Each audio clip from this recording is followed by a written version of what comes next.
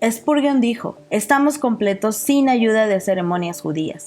Estamos completos sin ayudas de filosofías, completos sin los inventos de la superstición, completos sin méritos humanos. Saludos hermanos y bendiciones, bienvenidos a su canal Salvación y Verdad. Gracias a Dios por una semana más de vida y por un estudio más que podemos compartir en compañía de ustedes. El día de hoy estudiaremos la epístola del apóstol Pablo a los Colosenses. Te pedimos que te quedes hasta el final del video y que lo compartas para que más podamos estudiar y leer y aprender acerca de la palabra del Señor. Apóyanos con un me gusta y si aún no te suscribes te invitamos a ser parte de esta gran familia. De igual manera, coméntanos qué libro te gustaría que fuera el siguiente para poderlo estudiar juntos. Como en cada uno de los estudios que realizamos, empezamos hablando de ciertas características que hacen únicos cada libro de la Biblia. Hablamos de sus autores, como en este caso sabemos que sin duda alguna es Pablo, pues empieza presentándose, pero también hacemos hincapié en su amanuense, aquel que copiaba escritos, los pasaba en limpio o escribía lo que escuchaba, en este caso Timoteo, quien se cree que en el tiempo en el que Pablo estaba en prisión, éste le acompañaba y escuchaba todo lo que Pablo quería expresar. La fecha en la que se realizó esta epístola aproximadamente en el 62 después de Cristo, al mismo tiempo que probablemente se escribía Filemón y Efesios. El tema principal de la carta es la persona divina de Cristo, la supremacía de Cristo y que Él está sobre todo y todos, que gracias a su misericordia y bondad somos parte de su muerte, resurrección y plenitud. El origen de la carta surge porque la iglesia de Colosas nace en el año aproximado del 52 al 55 después de Cristo, mientras Pablo tenía su ministerio en Éfeso. En esos entonces, Epafras, un hombre de Colosas, ministro de Cristo, viaja a 161 kilómetros al este hasta donde se encontraba Pablo y le cuenta la gravedad de la situación en la ciudad, pues se decía que había caído en doctrinas falsas y rituales. Cuando Pablo está en prisión, años después escribe a ellos de una forma animosa para que en vez de seguir estas mentiras de hombres puedan crecer y madurar espiritualmente. Se decía que algún hombre de Colosas era chamán y juntaba seguidores para enseñarles prácticas paganas de toda índole, rituales, tabúes, amuletos, etc. Pero es aquí donde Pablo no minimiza las acechanzas demoníacas que estos practicaban, sino que enseña sobre el poder de Cristo y que Cristo está por encima de todo poder sobre la tierra, pues Él es suficiente y alienta a la gente a seguir en medio de esto y exaltar a Cristo.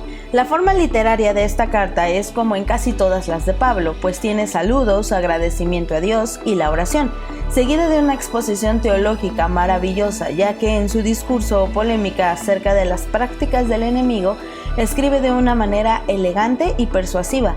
Capítulo 1.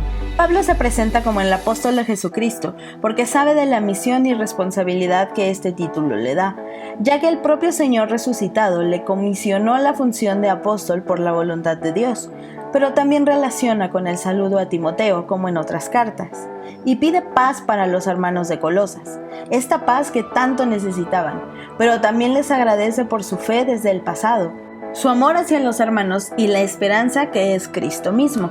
Versículos posteriores, Pablo habla de su consiervo amado, Epafras, quien era diácono de los colosenses, aquel que, como dijimos en la introducción, le anunció de las amenazas que había en esta ciudad gracias a herejías.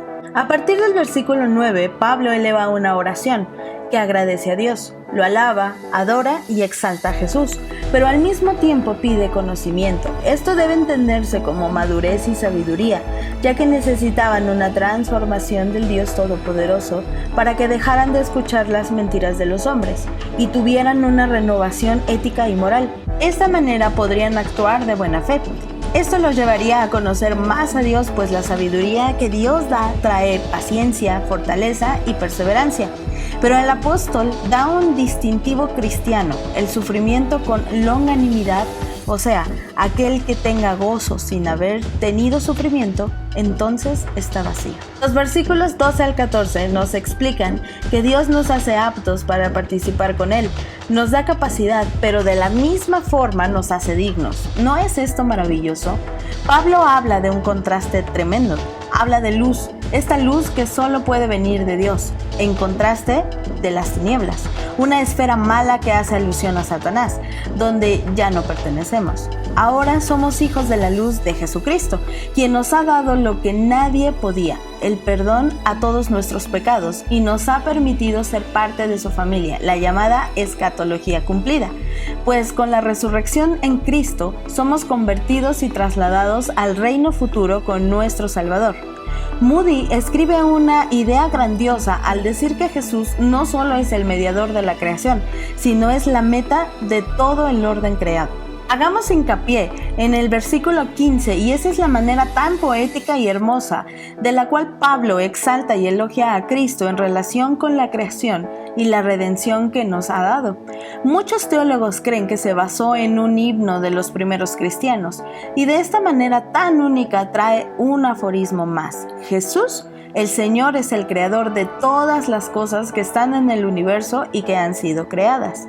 Pero analicemos más a detalle qué nos quiere decir este cántico. Primero, debemos entender que Jesús nunca fue creado, pues en ocasiones se llega a distorsionar pensando que el Hijo de Dios no existía en la eternidad junto con el Padre y con el Espíritu. Esto es una herejía, ya que todas las cosas fueron creadas por Él. No solo es el agente de toda la creación, sino el primogénito. Él hereda todo el honor, la gloria del Padre, todo se sustenta por y para Él, todo sin excepción alguna. De esta manera sabemos que Jesucristo siempre ha existido junto con Dios Padre y con el Espíritu Santo. Y como cabeza de la iglesia, Él es el líder quien guía y nos da la protección. Pero una de las partes más bellas de esta oración es lo que significa el versículo 19. Por cuanto agradó al Padre que en Él habitase toda plenitud. En Él todo está completo, no necesitamos nada más, Él es suficiente, y que también Jesús porta la gloria del Dios mismo, y todo lo que Dios es mora en su Hijo Jesús. Por eso toda plenitud de gloria divina está en nuestro Salvador. Él es total y completamente Dios. Por consiguiente, Él es el príncipe de paz, y en todo creyente hay reconciliación con Dios por medio de su Hijo amado. Nadie más podía perdonarnos de esa manera y borrar todo nuestro pasado. Sabemos que la cruz es la base y el centro de nuestro perdón y la nueva vida en nosotros. En un futuro no muy lejano, todos los que se oponen a Dios serán destruidos y avergonzados por el Rey. Pablo dice que todo aquel que se opone a Dios tiene una mente enemiga, lo contrario a aquel que se ha convertido, ya que de manera inmediata al creer en Cristo nuestra vida y nuestra mente cambian y alcanzamos la reconciliación. El apóstol invita a no moverse de la fe, a vivir a través de todo en Cristo Jesús y a edificar nuestra casa sobre la roca que jamás se moverá, Jesucristo. Si tenemos los ojos en Él, y si los colosenses lo tenían, sabrían identificar las doctrinas del enemigo. A partir del versículo 24, Pablo habla de su experiencia en las aflicciones que ha vivido y que aún le faltaban por cumplir. Él sabía que como iglesia de Cristo padecemos junto con Él. Al ser redimidos y como imitadores de Cristo padecemos también, aunque nunca lo haremos a tal grado que nuestro Señor padeció. Pero del versículo 25 al 29, este hombre de Dios habla de su ministerio. Su responsabilidad es dar a conocer la salvación a los gentiles, ya que ahora somos incluidos en el cuerpo de Cristo. El objetivo es presentar a todo hombre y mujer perfecto para Dios con madurez, luchando contra toda cosa que se opone al señorío de Dios. Capítulo 2. En los primeros 8 versículos, Pablo estaba luchando espiritualmente por los colosenses, pero también sentía una gran necesidad y responsabilidad por la Odisea, la iglesia que más adelante se menciona en Apocalipsis como la iglesia tibia. Estos también habían caído en una herejía y falsas doctrinas, pero escribe que en Cristo se encuentra toda la sabiduría, ya que todo el ministerio fue revelado con Él y todo el conocimiento de Dios lo hallamos en Jesús. Por lo tanto, en el versículo 6, la idea es ser como árboles, pues Cristo viene a ser la tierra fértil y debemos echar raíces en Cristo para crecer fuertes e inamovibles, sobreedificados en la roca, Jesucristo, aquel cimiento que nunca se moverá, no tendrá amenaza de derrumbe a través de todo. En el versículo 8, Pablo extiende su preocupación por los filósofos. Esta palabra que literalmente significa amor a la sabiduría, y aunque como tal no es malo prepararse o ser alguien en la vida, cuando se busca solo la sabiduría humana a modo de exaltación humana, se deja a un lado a Dios. Entonces es fácil buscar y encontrar creencias de hombres que nada aprovechan y se caen en enseñanzas erróneas conforme a los principios de hombres y no de Cristo. El versículo 9 es uno de los más bellos, porque en él habita corporalmente toda la plenitud de la deidad.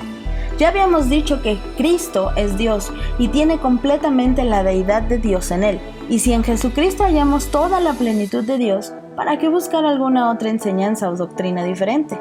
En su revelación ha sido esclarecido todo. No hay más que buscar o cosas nuevas que aprender que las que nos ha dejado Jesucristo en su palabra. Solo en Él podemos contemplar la esencia del Dios mismo.